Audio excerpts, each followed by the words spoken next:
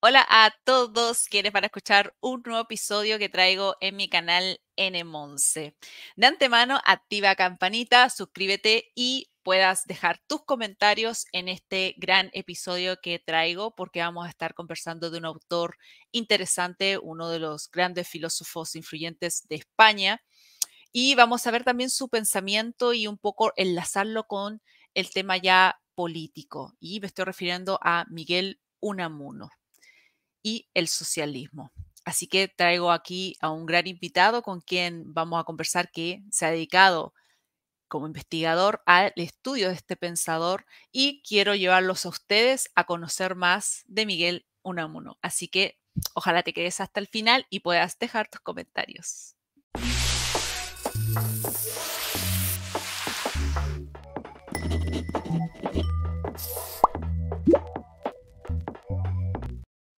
Y aquí estamos con el profesor Francisco de Jesús Ángeles Cerón, que es doctor en estudios hispánicos, lengua, literatura, historia y pensamiento de la Universidad Autónoma de Madrid. Es además licenciado y maestro en filosofía de la Universidad de Querétaro, donde es catedrático e investigador de tiempo completo.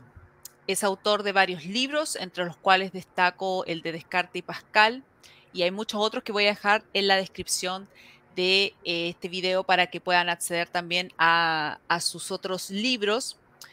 Pero antes, saludarlo. ¿Cómo está, profesor? Muy bien, muchísimas gracias. Gracias por la invitación. Un placer estar aquí en este canal, que siempre tiene contenidos que dan para el diálogo, que permiten interactuar y sobre todo reactualizar autores y pensamiento de otras épocas para hacer trazos muy interesantes y entender la nuestra, ¿no? Un placer. Sí, profesor, yo agradecía porque principalmente yo vi una exposición que aparecía en CISAF y había hablado precisamente de Unamuno. Y mi interacción que tuve con Unamuno fue hace muchísimos años. Yo creo que también a muchas personas van a tener esa misma interacción, que es con el libro, con esta obra Niebla. Sí, sí, sí. Entonces, no da a lugar en muchos de los estudios para dedicarse realmente a estudiar a Unamuno. Y la cercanía que después tuve un poco más reciente fue con Julián Marías, que habla precisamente de este autor. Y yo dije, quiero complementar y quiero indagar un poco más sobre su existencialismo, pero particularmente sobre ese concepto vital de la vida y del hombre concreto. Entonces, a mí me resultó pertinente el invitarlo, precisamente a usted, que tiene conocimiento y ha hecho publicaciones con respecto a Unamuno, y centrarlo un poco en este contexto de la idea de la vida, en esta idea de esta única cuestión que él dedica gran parte de su tiempo, y también creo que está muy bien impregnado en su obra Niebla, que tiene que ver con esto de la inmortalidad, esto de que el hombre vive, muere, pero no quiere morir. Entonces está en esa disyuntiva de qué hacer, hacia dónde vamos si no morimos o hacia dónde vamos si morimos. Y eso me resultó interesante porque hay también una incomprensión respecto de Unamuno, y quisiera que ahí pudiese ayudarnos a comprender en manera introductoria para después quizás ya adentrarnos como ya a su vida, este tema político que tiene, que vive la mayor parte después desterrado de Salamanca, y ver cómo esa conexión con el socialismo desde la perspectiva de Unamuno, claramente. Claro, sí, con muchísimo gusto. Unamuno es un pensador del que siempre hay que hablar. Son fragmentos de Unamuno, ¿no? O facetas de Unamuno. Es muy difícil encontrar una etapa de su vida o algún concepto de todos los que, con los que convivió, con los que realmente convivió en sentido estricto, porque los vivía, en donde no haya fisuras, ¿no? En donde haya un pensamiento monolítico o perspectivas definitivas. Eso normalmente no se va a encontrar en Unamuno, de sus dificultades, pero también al mismo tiempo de lo que más atrae de su pensamiento es justamente eso. Quien busca un pensamiento sistemático normalmente choca contra esta parte de Unamuno, porque uno dice, bueno, hacia dónde va esta voz, ¿no? Hacia dónde me está llevando. Porque a lo largo de su vida, pues se dan distintas crisis, momentos de crisis espirituales, políticas, religiosas, que hacen que la evolución del pensamiento de Unamuno sea siempre, o vaya siempre de la mano, de un compromiso fuerte, porque es alguien que siempre se compromete con las ideas que está pregonando en ese momento, que está justamente profesando, pero se da siempre la oportunidad de incluso contradecirse a sí mismo. Y esto creo que es algo sumamente interesante, porque si algo no vamos a encontrar en Unamuno en ningún momento de su vida es un pensamiento dogmático, sino por el contrario, ¿no? Es por eso creo un maestro en el más alto sentido, es alguien que quiere que sus discípulos, realmente no tiene discípulos directos, nunca lo quiso, pero que quienes lo lean, sobre todo, o sea, piensen en sus lectores como posibles discípulos, se conviertan ellos mismos, ellas mismas, en maestros, en maestras, ¿no? Y hablan masculino y femenino porque realmente Unamuno es uno de esos primeros intelectuales iberoamericanos que le da un lugar muy importante, por ejemplo, al pensamiento de las mujeres, ¿no? Tiene una correspondencia muy, muy importante con mujeres de distintas latitudes. Y bueno, Unamuno tiene desde muy joven bastantes crisis espirituales. Él viene de una familia con muy férreas ideas religiosas, ¿no? Su madre, doña Salomé Hugo, es, digamos, como una mujer con convicciones dogmáticas muy, muy claras. Y cuando Unamuno, de hecho, o sea, deja Bilbao para irse a estudiar a Madrid, siendo muy joven todavía, en 1880, está ya en Madrid, pues tiene estos primeros atisbos de fractura con la fe de la infancia, con las costumbres de la infancia, las cuales se van a ir además incrementando cuando después conozca a quien después será su esposa, doña Concepción Lizárraga, porque también, digamos, tiene un temperamento y una personalidad muy cercana, su novia entonces, a la de su madre. Entonces, él está en medio, digamos, como de dos grandes personalidades con certezas muy plenas respecto de la vida presente, de cómo hay que llevar la vida, digamos, en lo habitual, pero también respecto de temas justamente relativos a la vida postrera, a la vida de ultratumba, ¿no? Y ahí uno más bien va a sentir y a vivir los primeros momentos de crisis, porque no le parece tan fácil, digamos, tener fórmulas o dogmas que puedan permitirle tener certezas plenas sobre qué va a ser, digamos, de nosotros tras la muerte, ¿no? Y aunque normalmente se suele asumir un parteaguas que es en 1897, una crisis espiritual muy fuerte que tiene, como el momento clave, digamos, en donde cambia radicalmente su pensamiento, el tipo de textos que escribe, sus preocupaciones y demás, sería muy, me parece que ha sido reduccionista considerar que solamente esa crisis, ¿no? Un poco producto de la muerte de uno de sus hijos, de su hijo Raimundo, él tuvo 9 hijos con Concepción Lizárraga, haya detonado todo esto, que da lugar, por ejemplo, a la escritura del famoso Diario Íntimo, que se publica hace muy poquito tiempo, o sea, fueron 4 o 5 cuadernitos que él escribe porque va y se recluye a un monasterio unas semanas, pero sería muy reduccionista pensar que ese año y solo ese hecho da como resultado la gran crisis de Unamuno, y que entonces nos regala, digamos, al Unamuno que todos conocemos, el de las novelas, que le llamaban Ibolas, porque como en todo era polemista, ¿no? Entonces él empieza a escribir con una estética muy diferente a lo que está en ese momento bien recibido, que es el realismo naturalista, ¿no? Las novelas de estilo galdosiano, por ejemplo. Pues él se retira de ello, hace un pequeño intento de escribir una novela, digamos, de corte realista, que es Paz en la Guerra, es la primera novela que publica, aunque no es la primera que escribe. La primera novela que escribe, pero que no publica jamás, se llama Nuevo Mundo, que la escribe en Madrid, estando todavía en Madrid, en los años que regresa a Bilbao, y donde aparece por primera vez ya un personaje muy parecido a él, Eugenio Rodero se llama. Es una novela que no parece novela. De hecho, a sus corresponsales escribía muchísimas cartas. Él se definía como un epistolómano, decía, o sea, le encantaba escribir cartas, ¿no? Y recibía y demás. Bueno, a sus amigos que les escribe, que les manda el manuscrito, le dicen, mire, yo creo que mejor intente con la otra, ¿no? Esta no creo que sea tan bien recibida, ¿no? Y bueno, justamente a partir de 1902 se publica Amor y Pedagogía, y pues nos vamos hasta Niebla, justamente, que aunque se publica en 1914, estaba prácticamente ya terminada en 1907, y el manuscrito que se conserva justamente en la Casa Museo, Miguel de Unamuno, es muy similar a lo que se publicó muchos años después, pero ya con este estilo de nivola, como él le llamaba, porque le empiezan a decir que eso no es una novela, y le dicen, bueno, entonces son nivolas, ¿no? Bueno, ese Unamuno realmente comenzó su camino hacia allá mucho tiempo atrás. Incluso yo podría creer que mínimamente 1884, cuando deja Madrid y vuelve a Bilbao, más o menos una década antes de que se iba a interesar en el tema político, más o menos, ¿no? Entonces, pero ya tiene preocupaciones justamente muy hondas. Hace muy poco tiempo se empezaron a publicar los cuadernos de juventud. Entonces, esos cuadernos que pues él escribía, preparaba notas, preparó muchísimas oposiciones para obtener una cátedra, porque evidentemente pues es alguien que se tenía que ganar la vida, ¿no?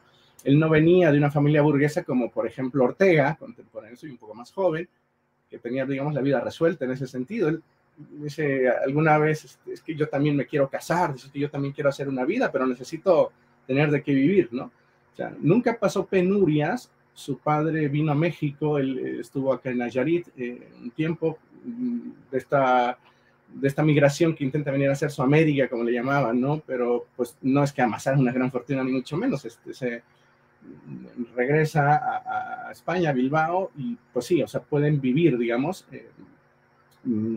sin penurias, pero no tiene la vida resuelta ni mucho menos, y menos aún cuando quiere él pues hacerse una vida, un nombre, porque además creo que va muy ligado a esto que usted decía, ¿no?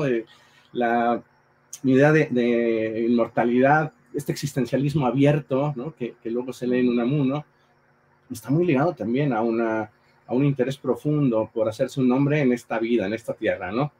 Y en su correspondencia creo que lo deja muy claro.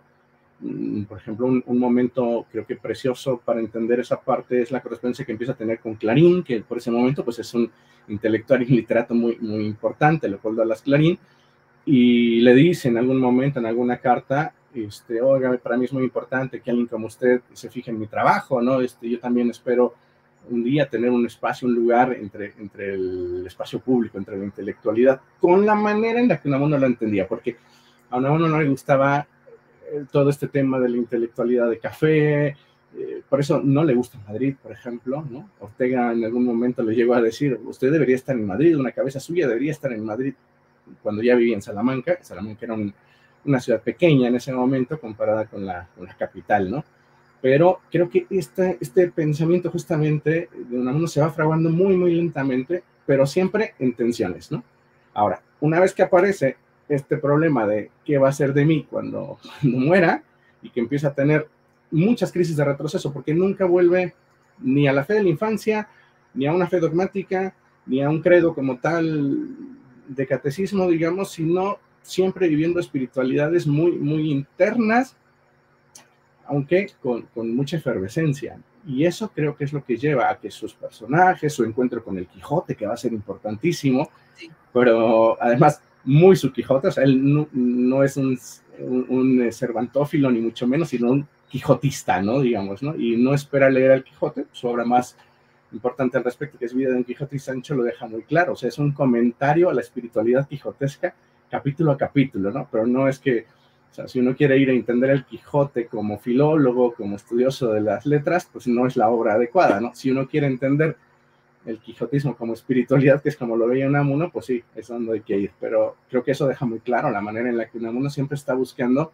en entes de ficción, pero también en personas con las que puede dialogar a través de carta, de artículos publicados, que hizo muchísimo periodismo Unamuno, mucho de corte político justamente, pues siempre está buscando alter ego con quien dialogar, ¿no? Justamente, ¿no?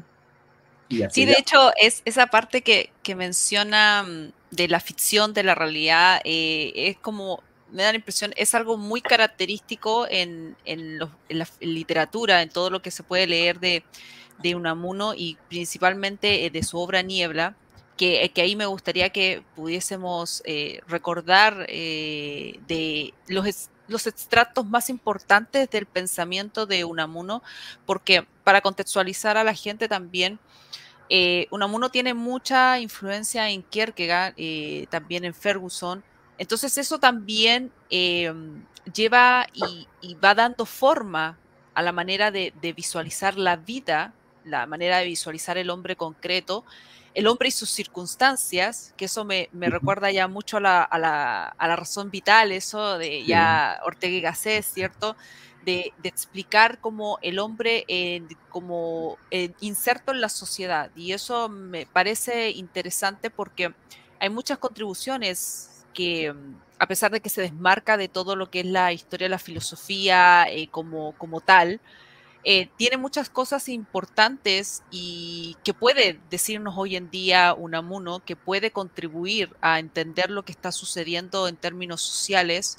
Y ahí me gustaría su opinión al respecto, porque pese a tener ese irracionalismo en el sentido de que la razón no sirve para conocer la vida, em, eso no significa de que llega a romper con la metafísica o a decir que en realidad los grandes cuestionamientos fundamentales del hombre simplemente ya no son importantes, como lo que ocurre después con el posmodernismo. ujú. En eso hay que ser como súper claro que Unamuno no está en ese contexto.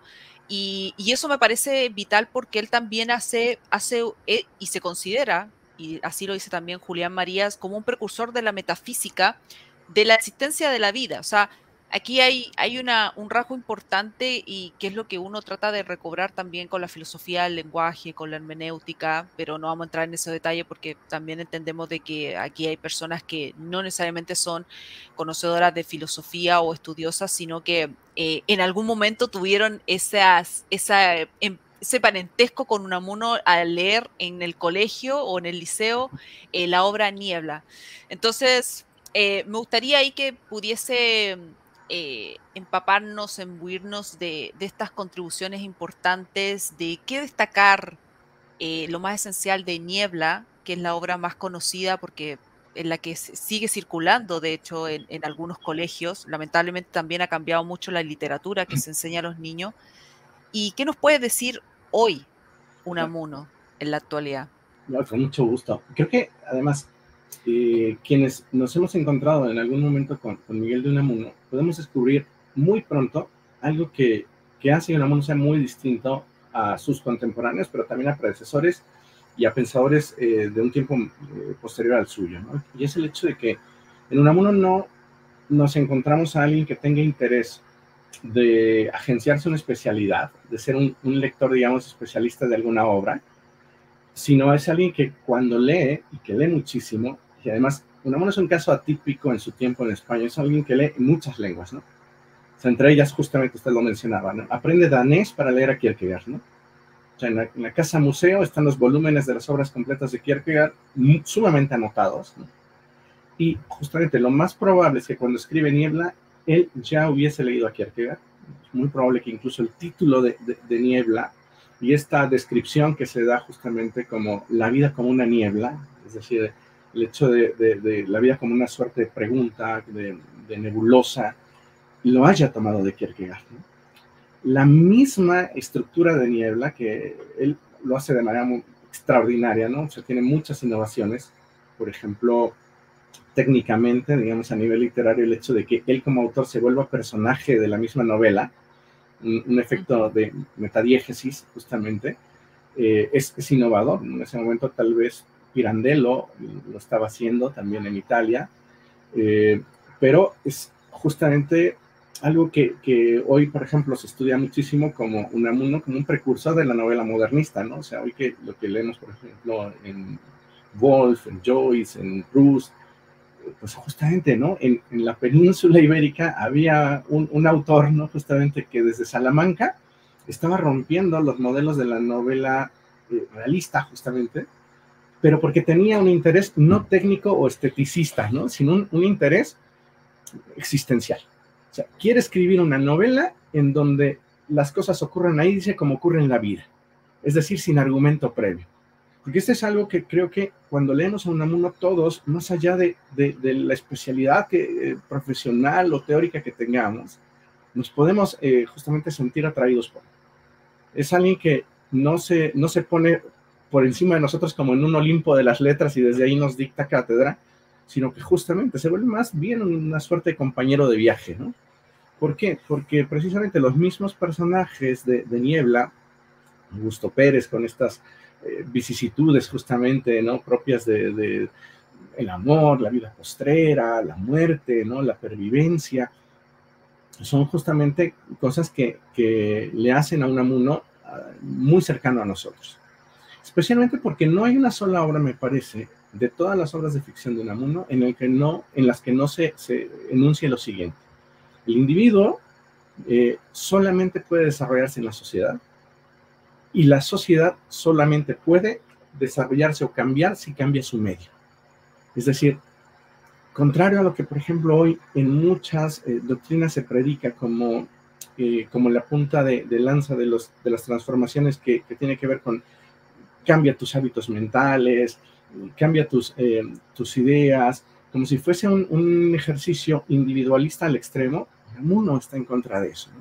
O sea, lo que hay que cambiar justamente es el medio. Por eso es que es un intelectual para quien la cultura, uno, no tiene que ser una cuestión de élite, sino justamente el vehículo a través del cual la sociedad, pensando y repensando su medio, pueda transformarlo, y solo así poder transformar la vida de sus individuos. Es decir, no hay manera de cambiar de manera aislada.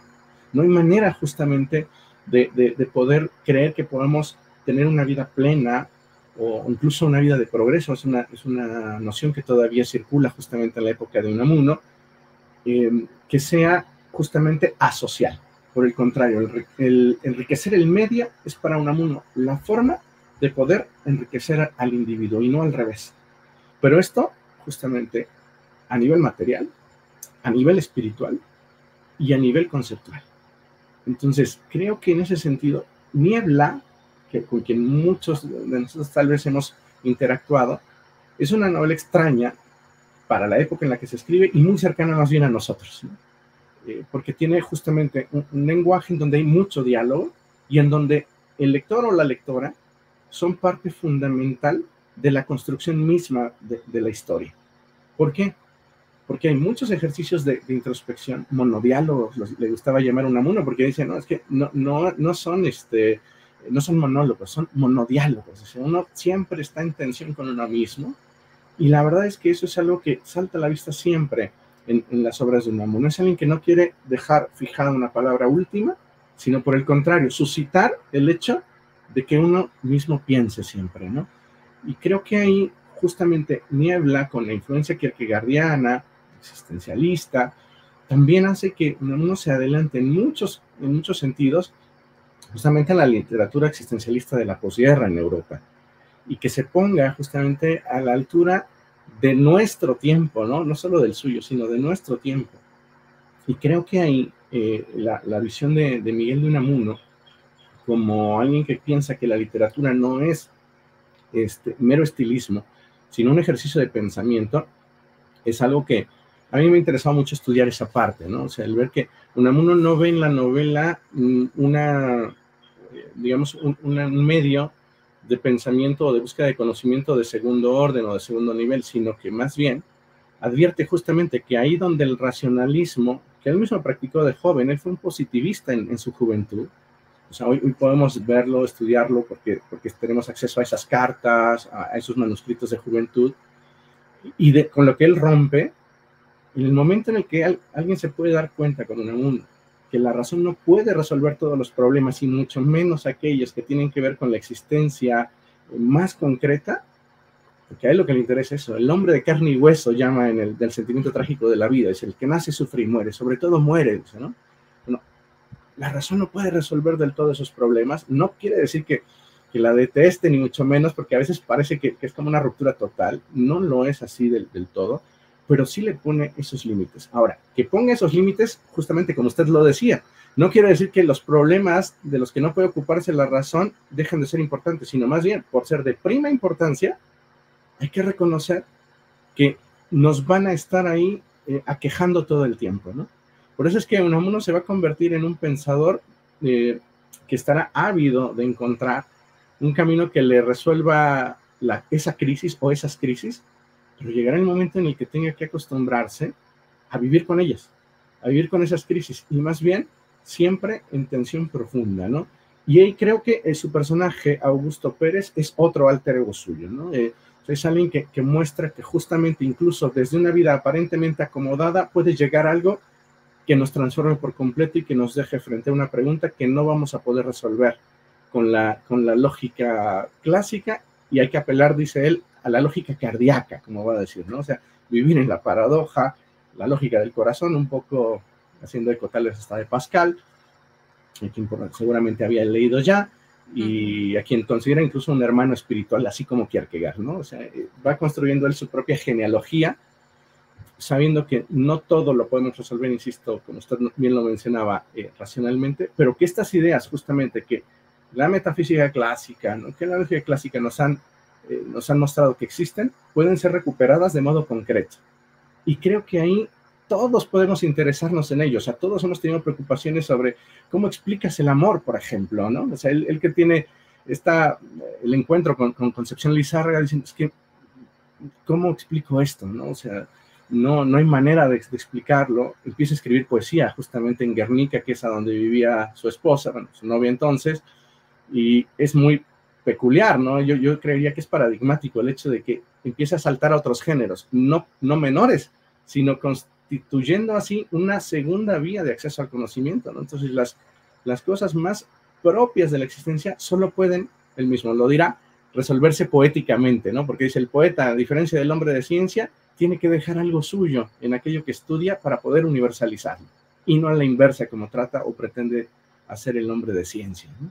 Entonces creo que eso es lo que está a la base de la construcción de Niebla, ¿no? O sea, no parte de un programa estético de vamos a hacer una novela de estas características, sino al contrario, pretendiendo hacerse cargo de preguntas existenciales profundas, resulta que después construye una novela que se parece muchísimo justamente a la manera en la que vivimos. O sea, quien se levante por la mañana y crea que tiene resuelto el día, pues es alguien que seguramente todavía vive en esa ilusión racionalista donde todo se puede organizar.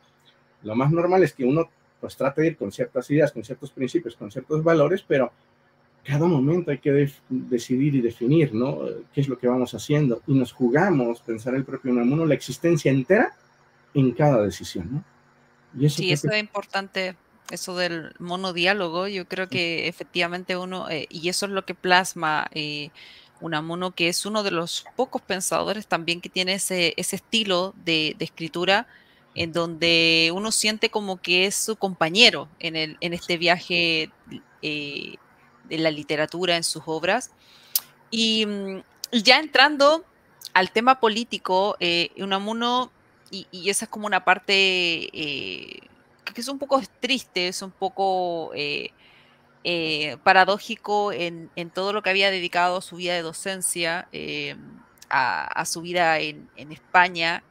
Y, y es triste esa soledad en la que después se encuentra inmerso y en la que muere junto a un brasero, solo, en una tristeza profunda, aparte que había muerto ya su compañera, su esposa. Y, y particularmente muere unos pocos meses después de que comienza la Guerra Civil Española, y eso me parece importante porque cuando se desencadenan ciertos fenómenos revolucionarios, ciertas guerras, hay una ruptura en cuanto a la forma de pensar de uno, hay un cambio en la manera de nosotros de visualizar algo tan simple como las revoluciones, las manifestaciones, y creo que en Unamuno también vive ese periodo ya, lamentablemente muere después, pero hay algo interesante en el contexto político de Unamuno, y por la cual ahí vamos a ir desencadenando este aspecto del socialismo, porque hay una entrevista en donde él dice claramente, yo no soy fascista y no soy bolchevique, yo estoy solo. Y eso me parece interesante, sobre todo en estos tiempos, donde está muy fraguado el tema de la etiqueta, el que si tú opinas de esta forma, entonces tú eres fascista, si tú opinas de esta forma, entonces estás con nosotros, etcétera, etcétera. Y yo creo que Unamuno en este sentido, si viviera hoy en día, yo creo que estaría inmerso en una tristeza, en una angustia profunda, porque simplemente no conciliaría con ninguno de los extremos, no podría escribir libremente, porque ahora tendría que tener todo este tema del lenguaje inclusivo, tendría que tener cuidado con lo que dice, o los mismos personajes, que puede ser discriminatorio para ciertas personas. Es un mundo complejo hoy en día.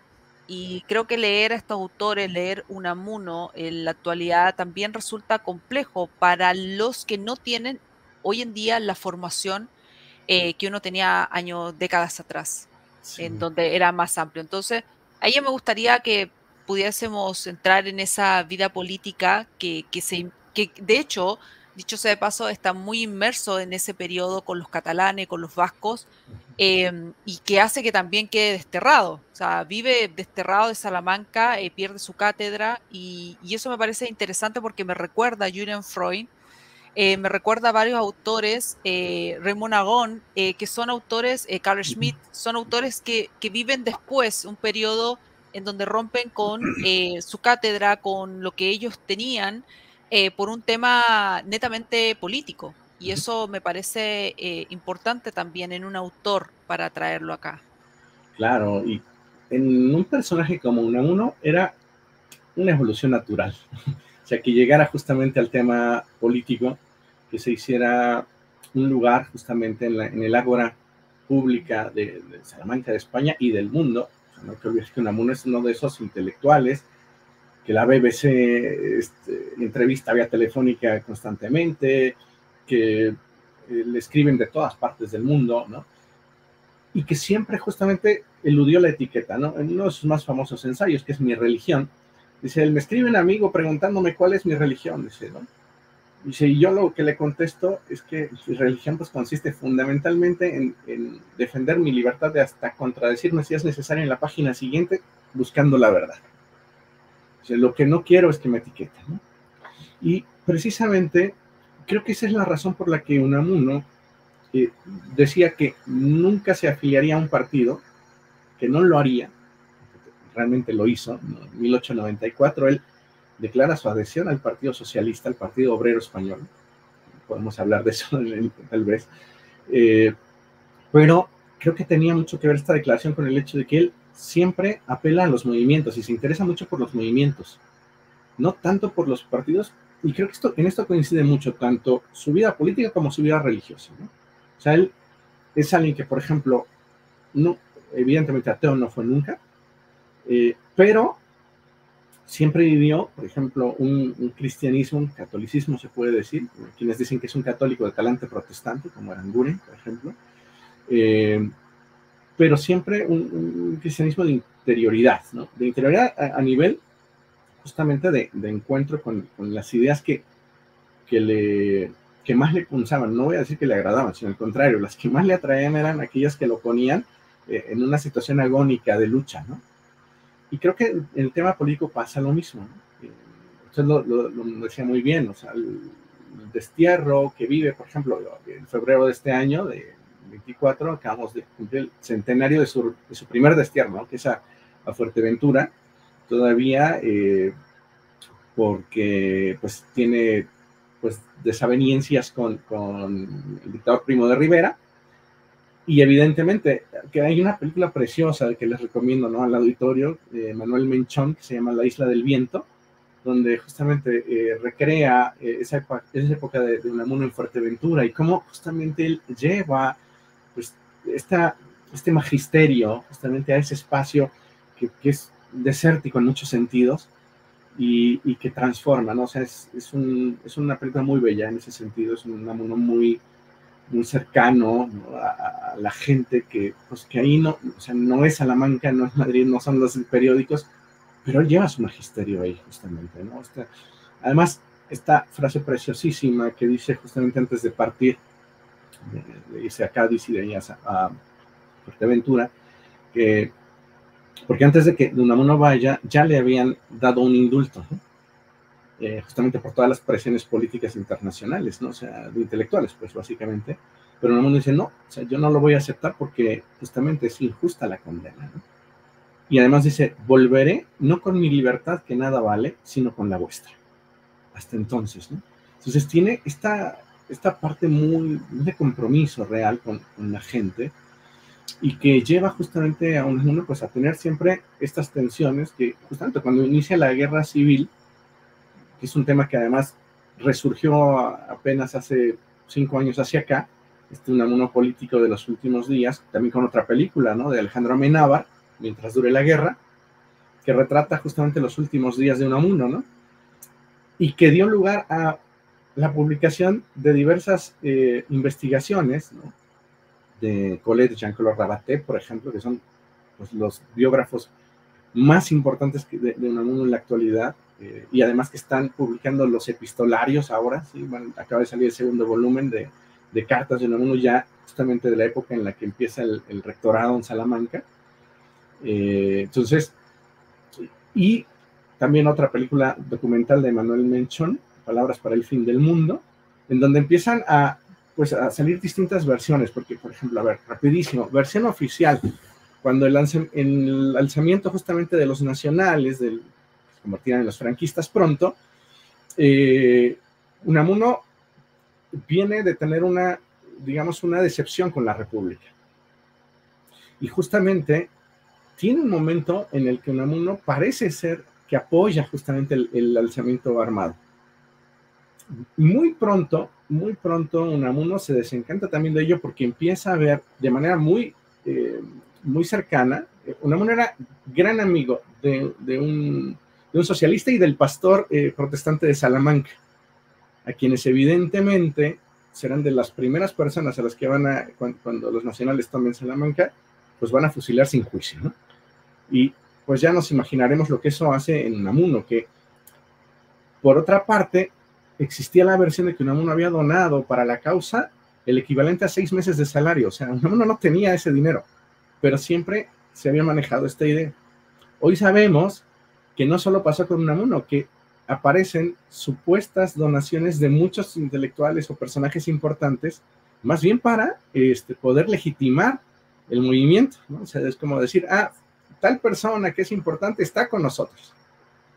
Y resulta que justamente, bueno, el 12 de octubre del 36, que es el último día de la raza que se le llamaba entonces, que tiene lugar mientras vive Unamuno, pues Unamuno tiene un enfrentamiento público en el Paraninfo de la Universidad de Salamanca con Millán Astray, que es el hombre de armas de Franco.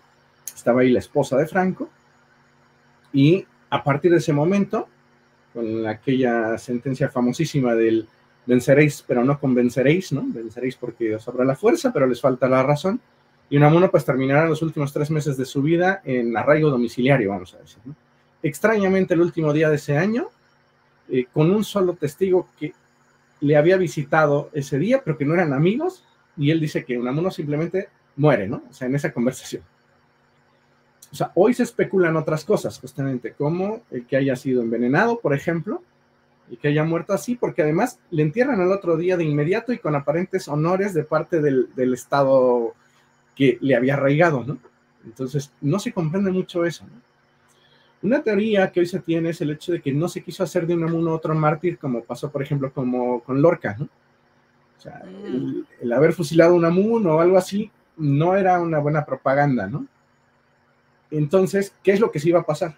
Después de ese tiempo, desde el 36, pues hasta prácticamente el final de la dictadura de Franco, ¿qué es lo que ocurre? Que de Unamuno no se habla prácticamente nada, y menos del Unamuno político, y mucho menos del Unamuno socialista.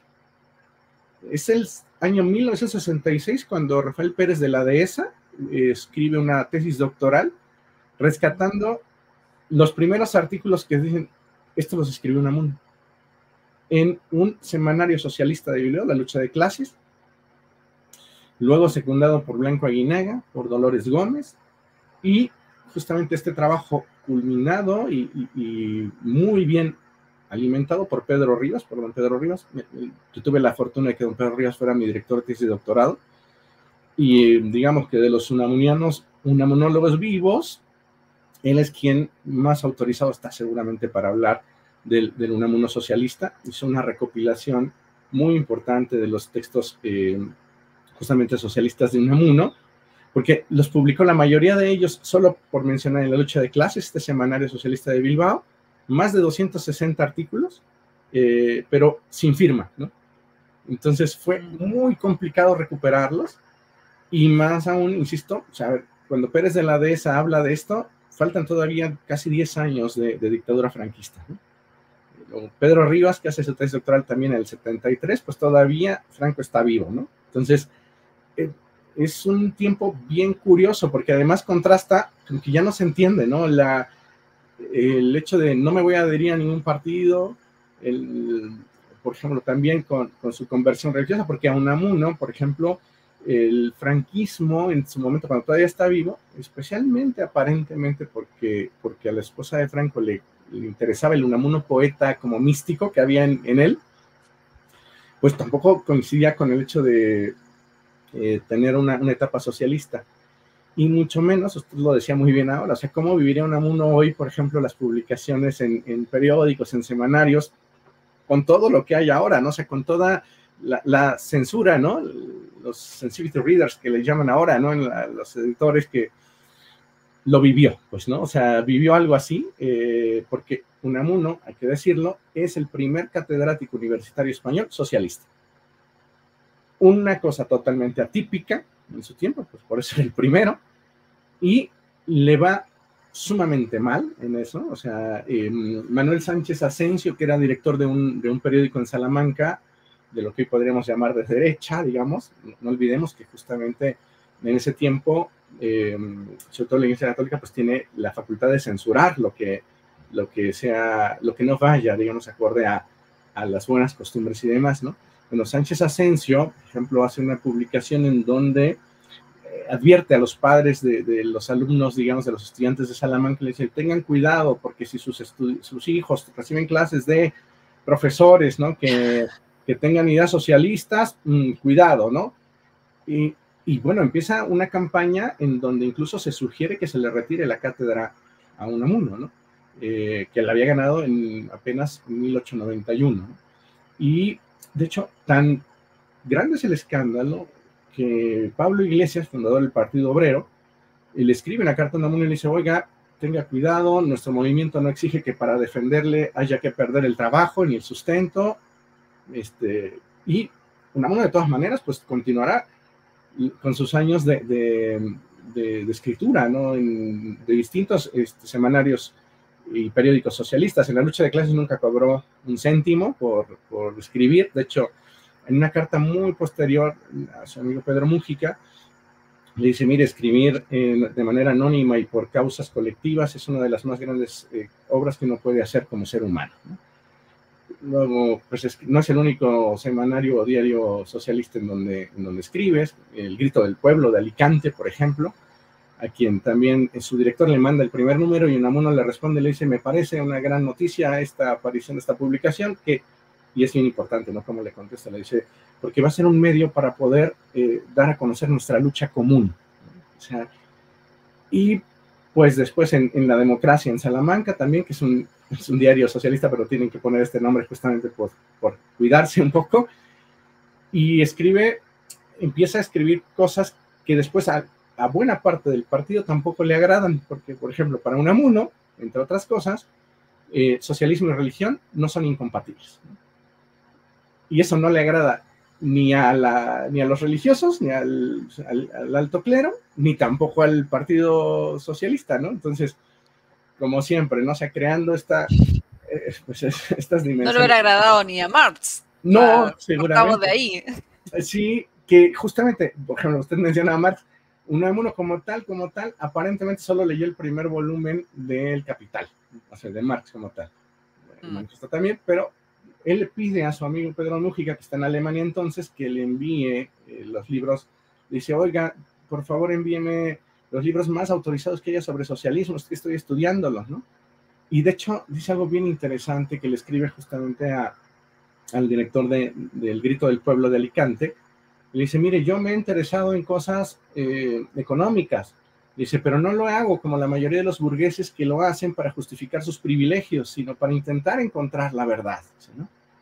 Y en la Casa Museo están el Capital en 4 volúmenes, anotado solo está el primero, y de hecho después dice que no le agradó, ¿no? O sea, que no le agrada lo abstruso que es Marx y demás. Lo refiere varias veces, pero aparentemente de segunda mano, lo cita muy poco, y bueno, mucho menos cita en La lucha de clases, que es un periódico de obreros, hecho por obreros, y donde lo que no hacían los obreros, toda la otra mitad del periódico lo hacía cada semana Unamuno, ¿no? O sea, escribe pues una cantidad impresionante, más de 260 artículos en 3 años, es muchísimo, ¿no? O sea, realmente. Y más sin cobrar un peso, cuando Unamuno realmente, muchas de las publicaciones que hacía en periódicos era para completar el mes, ¿no? O sea, para terminar el mes, porque pues con la familia grande que tenía y demás, pues siempre era muy, muy, muy complicado, ¿no? Entonces, ahora, Unamuno empieza a tener justamente una visión del socialismo que piensa él que tiene mucho que ver con la espiritualidad de los primeros cristianos. De hecho, o sea, habla del Jesucristo socialista, del Evangelio de los pobres, cosa que, como usted dice, o sea, no, ni a Marx ni a nadie le habría gustado, ¿no? Justamente, pero que es sumamente interesante, ¿no? O sea, y que creo que da sentido a una declaración que hace en alguna carta, donde dice Unamuno, dice, me parece que el socialismo es el único movimiento vivo hoy que puede ser la religión de la humanidad, ¿sí? Que además, sobre todo Unamuno llega al socialismo en su etapa todavía de cierto resabio positivista, entonces él tiene una visión positivista de la evolución histórica, y por eso creerá que naturalmente un día todos tendríamos que llegar al socialismo, ¿no? Pero con sus, justamente, acentos, ¿no? Por ejemplo, Unamuno piensa que una de las grandes cuestiones que nos llevarán al socialismo será descubrir, piensa él, que por más, dice, que se intente creer, como una gran parte del pensamiento de Occidente desde Platón ha creído, ¿no? Que no hay nada mejor que los estados autónomos, dice Unamuno, no debemos olvidar que la lucha por la vida es lo que nos divide, cuando una necesidad, por el contrario, compartida sería lo que nos uniera. Unamuno cree que la patria, por ejemplo, es uno de los conceptos pues que ya son obsoletos, ¿no? Piensa que en muchos sentidos no hay nada mejor que un cierto cosmopolitismo de necesidades compartidas, no esta globalización que vivimos justamente, ¿no? Sino justamente al contrario, compartir necesidades, porque dice, bueno, a ver, la especialización del trabajo solo sirve para aumentar la producción, pero nada más. ¿Por qué? Da un ejemplo de estas figuras retóricas que él suele construir, ¿no? Dice, porque si no, vamos a incurrir en lo siguiente, quien hace cabezas de alfiler terminará haciendo las cabezas de alfiler según su propia cabeza, y eso no sirve de nada. Y es lo que pasa hoy en día. Totalmente, ¿no? Totalmente, porque... Con lo radical. Sí. Yo creo que ahí Unamuno no simpatizaría con lo que hoy en día vemos con esto ya casi totalitario. Yo creo que estaría desterrado de todas maneras por su mismo lado, que en un sentido, sí, efectivamente romántico, se pretende en la escritura de poder destacar eso del socialismo, que es muy común en varios autores que también destacan eso, pero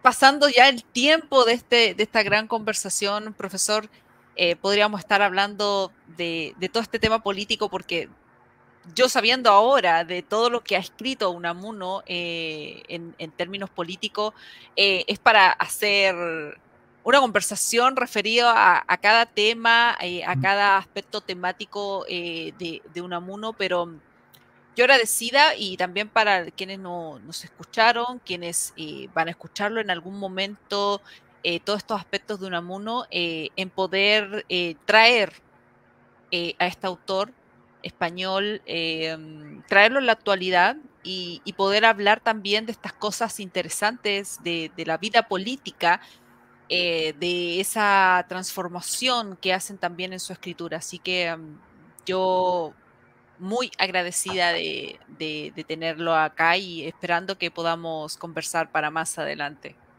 Con mucho gusto, ha sido un verdadero placer. Yo creo que estos autores que nos permiten dialogar justamente con nuestras propias condiciones, nuestras propias circunstancias concretas, siempre serán atemporales precisamente por eso, ¿no? Porque no nos ofrecen respuestas definitivas, sino preguntas que, pues, que reformulamos siempre, y que las circunstancias que vivimos siempre, justamente, creo que en tensión con nuestras propias dudas existenciales, van a dar para mucha conversación, y ha sido un placer realmente estar en este canal tan interesante que usted dirige. Sí, muchas gracias, profesor. Y también agradecida siempre de todos aquellos que valoran también el trabajo que se hace, porque son cuestiones que no tienen que ver con la tingencia política del país, sino que es reflexionar sobre autores, traerlo a la actualidad, ver qué nos dicen, qué nos pueden decir hoy en día y cómo resolver, yo creo. Y en eso uno está, en esa búsqueda de resolver su existencia, sus circunstancias. Así que muchas gracias, profesor, y espero que nos podamos ver en otro episodio. Seguramente. Muchísimas gracias por la invitación. Sí, chao, chao. Chao.